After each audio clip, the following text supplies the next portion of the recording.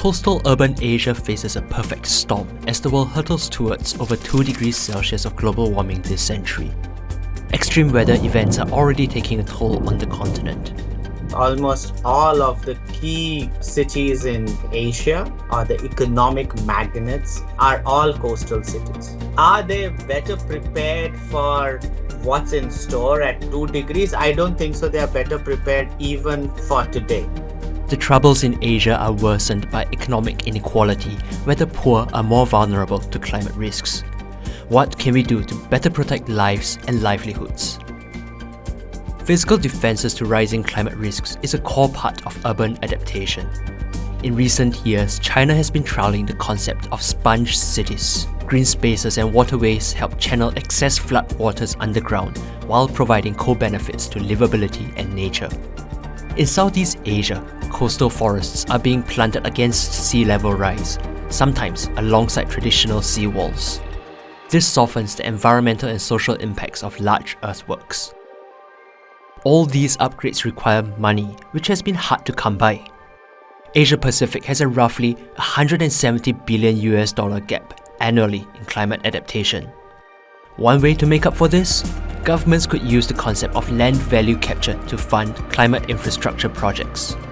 When you build an urban infrastructure, the value of the land around that area improves and increases. And if you can capture certain of that value and put it into a fund that can then focus on resilience building, that's an innovation that can happen quite significantly. Multilateral lenders are also championing blended finance models, where they shoulder part of the risks of funding new projects in developing countries. This could help to attract more private investors into climate adaptation.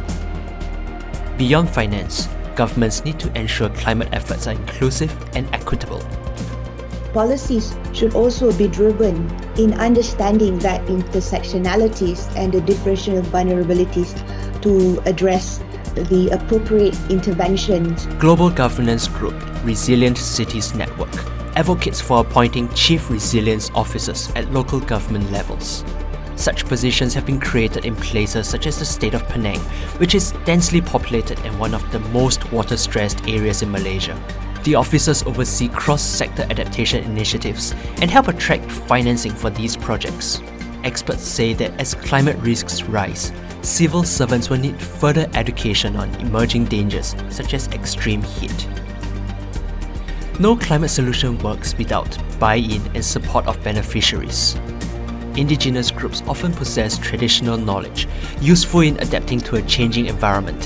For instance, in mangrove protection, which can help coastal adaptation efforts succeed. Advocacy groups are also filling knowledge gaps on climate risks, such as in gender and development issues.